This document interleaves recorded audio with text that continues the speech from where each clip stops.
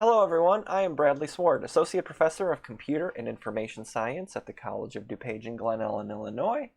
And this video today is going to take a look at a sorting method that isn't the most famous, but gets the job done pretty well. And it's called the counting sort.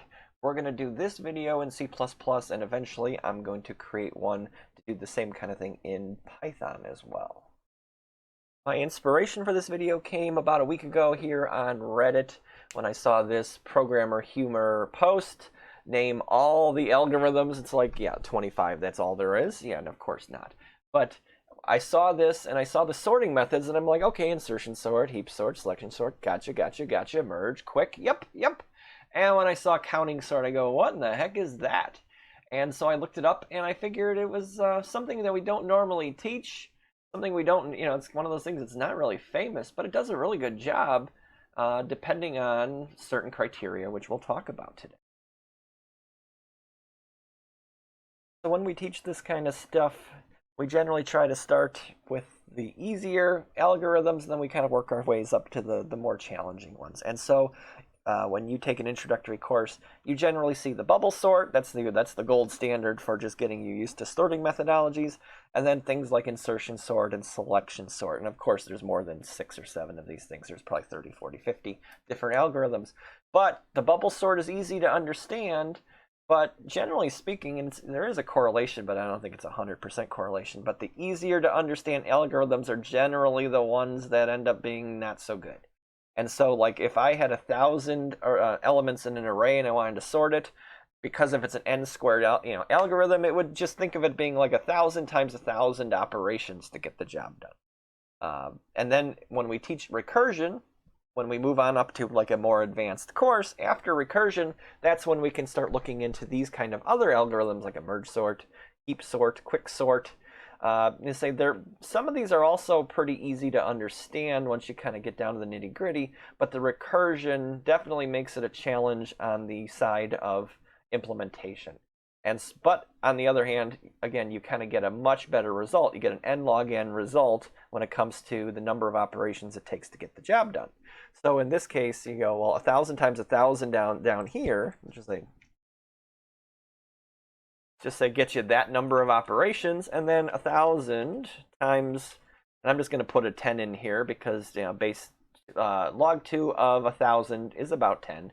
It's not perfect, but you can see that 1,000,000 operations compared to 10,000 operations to get the same job done to sort a list of data, and you can see why these algorithms in general are used more often than these ones down here.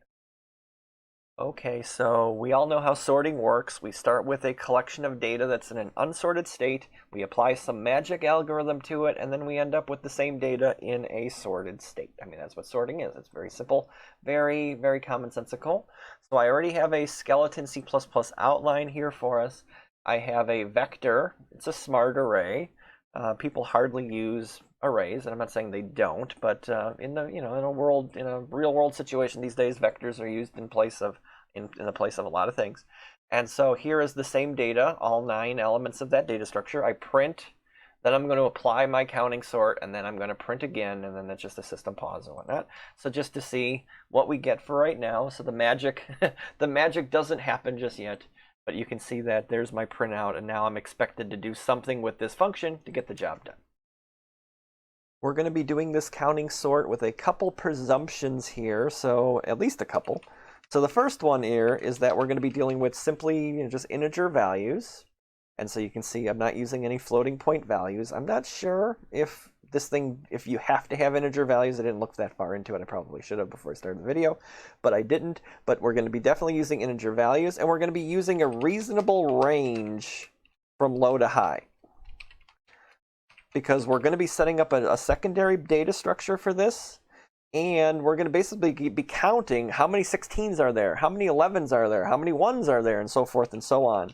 And so if we had a value that was like a 0, and then we had a value that was like 4.2 billion, we're not going to have, generally, I mean, we probably could end up with it, but we're not going to have enough RAM to cover all that. We're going to have a very sparse data structure where that data is going to be spread out so thin that it's not workable in that situation. So you have to have the memory You have to have the computer memory to handle these kind of things. And so I think those are the only two things we have to worry about. And if I come up with a third one, I will fix that up as I'm talking things through during the demonstration here. So the first step of all of this is basically the counting part, the counting step of the counting sort, the reason why we're here in the first place and the reason why it's named the counting sort. And so what we need to do is make sure, since we're talking about non-negative numbers, we're going to set up a vector that can cover all the numbers in the range that we have here in the vector. So like it's one of those things, if you could just handle 1,000 element array, a new vector, go for it. I mean, there's no reason not to. But in this case, let's just say this just goes from 0 to 16 because 0 is a good starting point for an array because everything counts from 0 depending on your language, but definitely C++. And so 0 covers the low end because my low number is a 1, so a 0 is okay. And then here on the high end, a 16 is okay as well. So we just want to make sure we have at least enough space for all of that stuff. And we'll deal with that when we get to the C++ side of things. And what you do now is you literally go through and just sum up, go through one by one by one and go, well, how many of each numbers are in there? We're not going to duplicate anything here. So I say, okay, the 10 goes in there one time. Oops, I guess I need to center that. The 10 goes in there one time, the 2 goes in there one time, and the 4, and the 16, and the 5, and the 3, and the 8, and the 11, and the 1. Oops, sorry, the 1, and everything else gets zeroed out. At least I guess it started with a 0, but it's easier to see it as we go. And so now step 1 says, okay, cool. Now we've counted every number of every element and every value, and it's in its place. And now we can go to the next step to continue getting closer to actually sorting this data out. Here is the C++ code. It's actually just a few lines of code. I'm setting up a new data structure that holds the range from 1 to 16. So I've used at least 20 elements. I'm setting up a vector of 20 elements, all initialized to 0.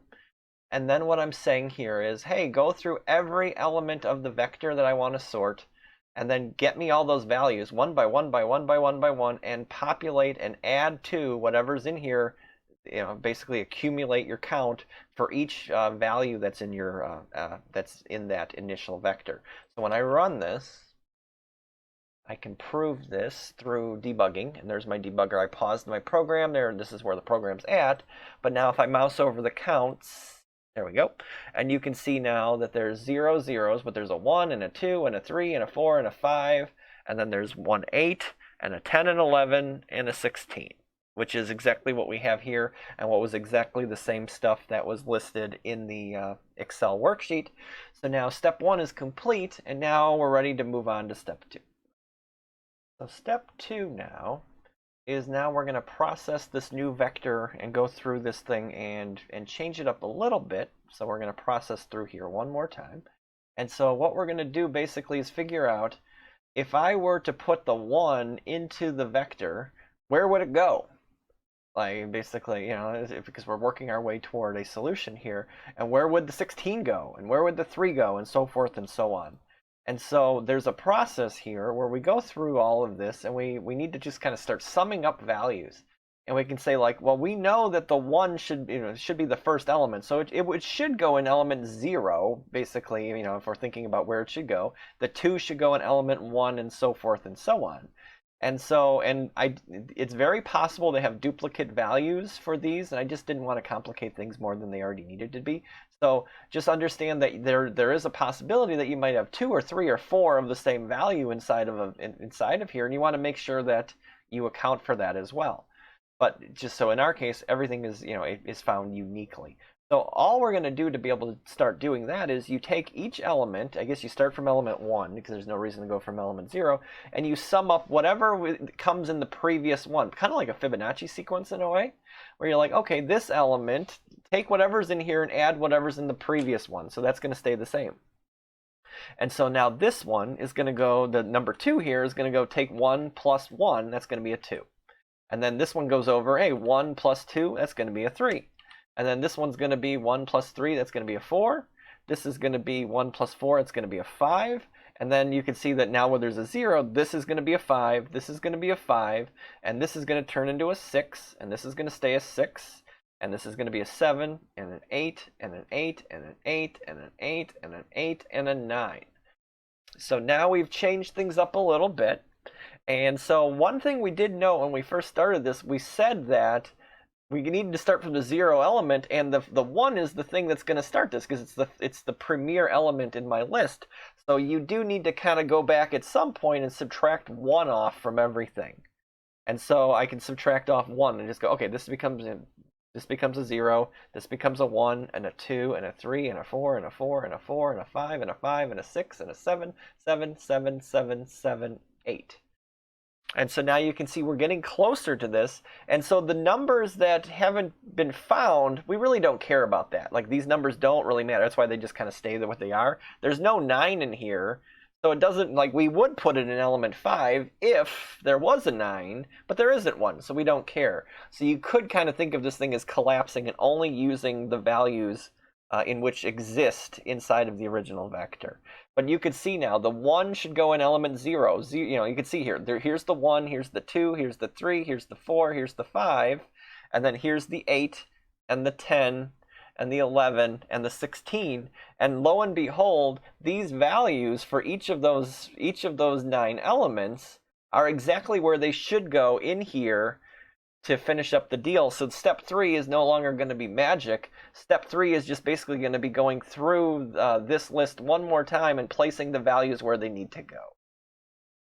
Okay, real quick, I did notice when I was going through my algorithm here, when I was subtracting 1 off from everything, I didn't subtract from this element here. So this technically, it's not technically, it should be a -1.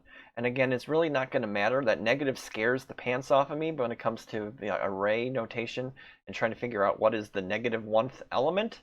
But because there's no 0 in this list, we're not going to have to worry about it. So that value could be anything at all. We're never going to access this. We're never going to worry about it. But everything else is proper like it's supposed to be.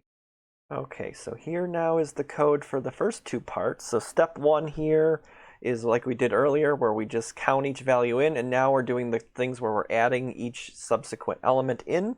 And then we're subtracting 1 off. And so if you do things this way here, you can see that like we have in the Excel spreadsheet, you get a -1 and then a 0, 1, 2, 3, 4, 4, 4, 4, 5, 5, 6, 7, 7, and so forth. And a lot of 7, 1, 2, 3, 4, 5, 7s, and so forth and so on. And you can see that it matches up what we're expecting to see here.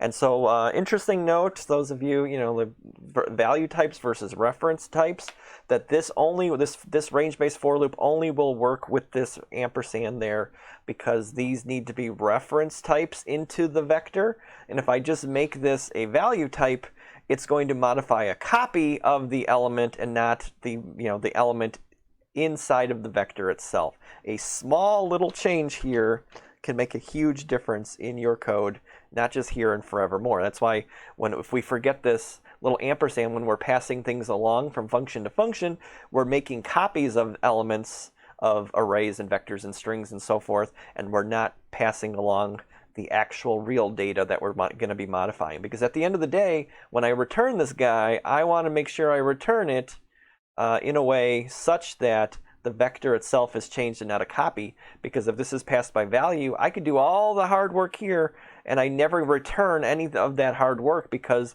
I've only modified the copy and not the real deal element. So basically in any programming language textbook that I've ever kind of seen, at least the ones that we teach here at the college, this would be like a chapter 6 style thing. You might not see this so much in Python, because of the fact that, or maybe even Java, because of the fact that they kind of remove the elements. They kind of hand wave value types versus reference types, and C++ basically uses pointers. I think it's about the only language that truly uses this idea of a pointer, which is just basically just a different version of a reference. Let's not get caught up on the technicalities of that. So step 2 is complete, and now we're ready to kind of finalize the deal and put the information where it needs to go inside of the array. Okay, so we can kind of combine the final 2 steps, because the final step is actually just a trivial copy. But in this case, now what we need to do, now that we have this new vector set up the way we have it set up, we have the original vector the way we have it set up, we need to go through this one more time, the original vector. We need to process the whole original vector one more time, and we can't blow it out. We can't modify anything in place, because you'll see as we go that we're gonna, if we did modify things in place, we would be ruining all sorts of data all over the place. And so we need to set up a third vector, which is the same size as the original vector. So this one that we created here for steps 1 and 2, that one needs to be the entire range of values. So like if there were if my largest number was 900, this vector would have to be at least 900 sized. But that's different than this case, where we need to make sure that since there's 9 elements here, that there's going to be 9 elements here in this third vector. And these are just the element numbers, just like I had before. So now, as I process this, this is kind of how I go through this. I go, okay, I hit my 10. I go, okay, where is my 10 in here? You go, okay, so I find my value here. I go into the new vector here, and I go, oh, that's a 6. And so my 10 should go here at value 6. So it's a 2-step process. Get the number, get to the new vector, get the value in there, and then put that at that location in the new vector. Put the original value there. Move the 10 there. And then the final step then is, because there could be duplicates and so forth and so on, that we do want to add 1 to that element number. Not that in this case it's going to matter, but for other cases it would. So now that if there was another 10 that would come in, it would go to spot 7, because then there would be a spot set aside for it. And that's why we add 1 every time we do this. And so now that's done. So the 2 goes into spot 1, which is here. That's where the 2 goes. And then the 2 gets incremented. And so now the next is the 4. The 4 goes here. That's spot 3. So the 4 goes into here. And then that gets incremented. And then the 16 goes into spot 8. This is where the 16 would go, and then this gets incremented up to 9, and you can see where this is going. So then the 5 goes here, that's spot 4. So then this is where the 5 will go, and then, let's see, make sure I do this right. If I do it wrong, it's not by anything by purpose, just a lot going on. So number 3 is here, that's spot 2, that goes there. Oops, that's a 3, it's supposed to be a 3, oops, that's supposed to be a 3. And then this gets incremented. Here's my 8, 8 is a 5. So this is where my 8 goes, and then the 5 gets incremented to a 6. And then now, what have I left with? 2 of them. I did my 8. I did 11. 11 goes to spot 7. Here's my 11, and then spot 11 gets incremented to 8. And then here, spot 1 is supposed to be spot 0, so that gets put in here. There's my 1. This thing gets incremented to 1.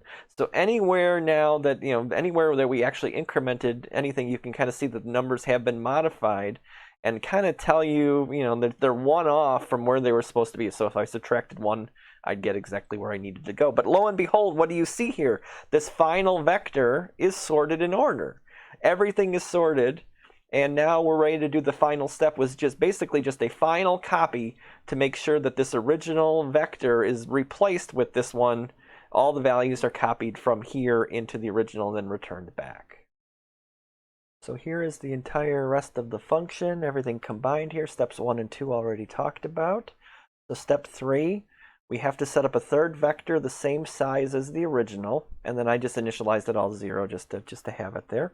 And just then to say for every element in the original vector, process through there, get its value, and then go and figure out what element in this counts vector to go to, and put that value in the right place, and then increment the count by 1. And so if you really wanted to have some complex code here, you could get away with something like that too, where you will post increment whatever is in this location. You will post increment that and add that each time through. That's just one of those things where I do not like. I mean, the syntax makes it less code, but at the end of the day, it makes it less readable. And at the end of the day, also, the compiler is going to reduce it to the exact amount of code anyway, like the same amount of code. It's not going to really modify anything or make anything more efficient.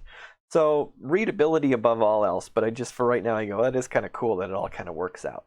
And then the final step here is to say, okay, now that everything has been sorted like we talked about, now we can go back and say, okay, but this third vector holds the true sortedness of everything.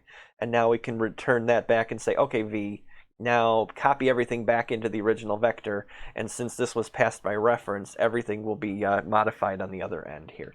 And so we can see here when I run this, You can see now everything is sorted like we presumed it would be from the start.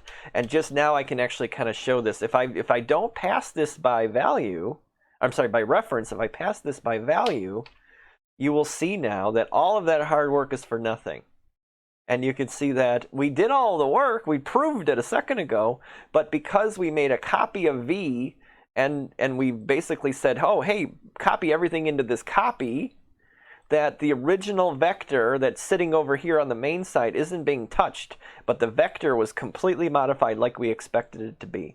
And that's the entire reason why we pass by reference, is so that we pass the original vector along, and so that thing is going to be replaced at the end of the day here. So this here, when nothing is modified, that one little ampersand does such a big deal, and now everything is kind of like we expect it to be.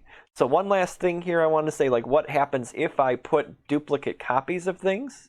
Another thing I want to make sure here, just because we made it work for 20, just to say this will, now I'll just say 1,000, and you can maybe even make this like a parameter or something, like how, like what is the range of values you want to work with. But there are so many other ways you could improve the efficiency of this.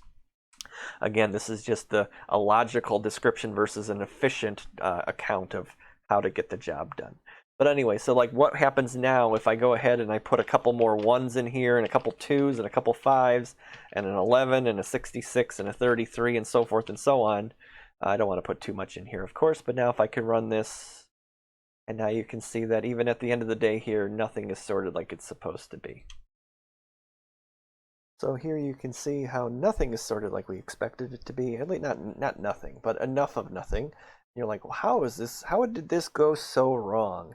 And so, yeah, there's not even a 0 in this thing, right? So there's a 10 and a 2 and a bunch of 1s, and now there's zeros and any other numbers, I don't know, without looking too much. You go, what is happening here? And when we originally were thinking about this, we were thinking about incrementing the third counter as we were going through, or incrementing the counts, and go, hey, I would put, if I were going to put an element in here, I would put it in element 2. And then it'd be like, well, okay, fine, I'll put it into element 2, and then I'll go, oh, I guess I should go to element 3 to put the next copy of it. But the reality is that when you're adding things up here and you're adding things to everything, you're basically figuring out where would I put the last element of that value in there. And so in this case, instead of moving forward with my count as I'm moving, if I move backwards instead and saying, oh, this 2 should go here, well, the next 2 should go backwards instead of going forwards. When I change this plus plus to a minus minus, everything works out fine. And so just one little... So everything would, if everything was unique in your vector, you would never notice anything like that. So it's only when you have duplicate values that you would see this kind of mistake, at least with the logic that I've given you previously. And I'm not going to re-edit everything to kind of work my way back. And so that's why it makes sense to subtract off 1 instead of adding 1 to get the job finally done as we see it here. There's 2 1s, there's 2 2s, and a 3, and a couple 4s. And you can kind of see here if you really want to go through, oh, you can kind of see it here too. But you can kind of see that everything kind of lines up like we expect it to be. There's, I don't think, is there anything that has like 3 copies of anything? Here, let me add a few more 1s in here across the board. So let's make this 5 1s across here, just to finish this up pretty strong here. And there you go. There's my 5 1s across the board. So what this is saying, the little fix-up that I made here is saying that when I go to run this here, when I go to do the work, oops, let's do this one last time. Let's look at this through the debugger, because, you know, mistakes happen all the time. So let's see, I have my count counter here. So it goes, oh, cool. So here is all the list of elements. Where would the first instance go? And you go, oh, the first instance of a 1 would go into element 4. And then, oh, yeah, I guess that makes sense because we added things up and we kind of summate, you know, did all the summations. But now looking at this, you go, well, yeah, if I'm going to put the first 1 at element 4, oh goodness, where are the others going to go? And if I put the next one at element 5, that's going to ruin something else. So nothing's going to turn out, and that was exactly what we saw. If we increment, we're going to blow out data that we're not supposed to be blowing out, especially in leaving zeros in the places where we're not supposed to be. But if we say, okay, cool, the first 1 can go into element 4, but then any duplicate copies, we should decrement and work our way backwards, because we know there's going to be 5 of them from what we saw there. So if we go, oh, we're going to put things at element 4, then 3, then 2, then 1, then 0, elements 0 through 4 get the 5 instances of the element that's numbered 1. So with all that said and done, that's the quick little fix up here. Decrement that instead of increment, and then do the same copy. And at the end of the day, when you run this, you get the results we were looking at. Now that we have all the work done, let's take a look at seeing if it's for good. Did any of this actually matter? So when we were discussing at the beginning, I said, let's presume we had like 1,000 element array we were trying to work on. Oh my goodness, what's happening over there? So in this case, I go, well, if I was using like a bubble sort or selection or insertion sort way back from our discussion, that's an n-squared algorithm. That would take about 1,000,000 operations to get the job done. And you go, well, on a computer, on a modern computer, you go, that's not that big a deal. However, we're still trying as computer scientists to figure out an efficient way to solve the same problem. We're not just trying to brute force everything just because we can. And so, okay, it takes 1,000,000 operations to do those kind of sorts. Then we talked about like the quick sort, the heap sort, the merge sort, those recursive n log n algorithms. And you can see it's 9966 because I did the actual math this time instead of just reducing log base 2 of 1,000 to 10. It's very close. It's 9.96. So, but you can see here that we've reduced 1,000,000 operations to just under 10,000 operations to do the job. And so you're like, well, how about this? Whatever we just did, how many operations did we need to perform? And again, this is not going to be an exact representation, but we were saying, okay, in our first step, we had to count the number of each values. So we had to go through this original vector one time, and we were saying, oh, that would be 1,000. That's what we were saying from previous here. So what is the O of the counting sort? I don't know. Let's find out. And yeah, of course, it's not going to be. Okay, but anyway, you can kind of get the point what I'm trying to get across here. There we go. What is the O of the counting sort? So it takes 1,000 operations to get the job done. So n operations. And so now the next step was basically to tinker with this vector once we had this thing all set up. And this thing is k large. This is n large. This is k large because remember, this plays into how large the range is. So, and at least with this, we said the range was 20. But let's just be realistic about it and just say, let's just say the range was 2,000 elements. And so we would have to do 2,000 calculations to get that step done. So like we're sitting at about 3,000 operations. And then the next step was to process this original vector one more time and do work to figure out the last step before we copy everything over one more time. And so if you want to think of it, that third step goes ahead and does 1,000 more operations, one for every element in n.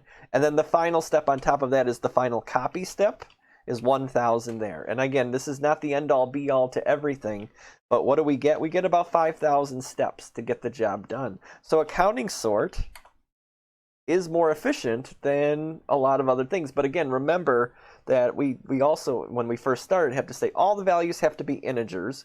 We have to have enough RAM. We have to have more memory set aside for this because we need to have a secondary, like if this thing is 2,000 large, we have to have a second 2,000 element vector. And we also have to have a k large vector for the range. So maybe you're working on a system that doesn't actually have that much memory, or maybe you're working on a system that has that memory but doesn't have that for your specific purpose in mind. So the constraints make this a little more challenging, because if this was the perfect end-all be-all, we would just use this, because you can see that in most cases we can work a way to make this a little easier and make this a little more efficient than the recursive algorithms we teach as the quote-unquote best algorithms. So just to keep that in mind as you're working on this kind of stuff. Okay, so that really does cover everything I wanted to cover in this video. So I hope you got a little bit out of this. I did, trying to go through and trying to explain and learn as I go. And then going back to that Reddit page, there are still a ton of other algorithms you guys can work off of, and so can I, that a computer scientist / programmer needs to know moving forward, or at least should have an understanding of the underpinnings of how it works before you just throw caution to the wind and just trust the algorithm sitting under the hood. Okay, well, thanks for sticking it out with me as always.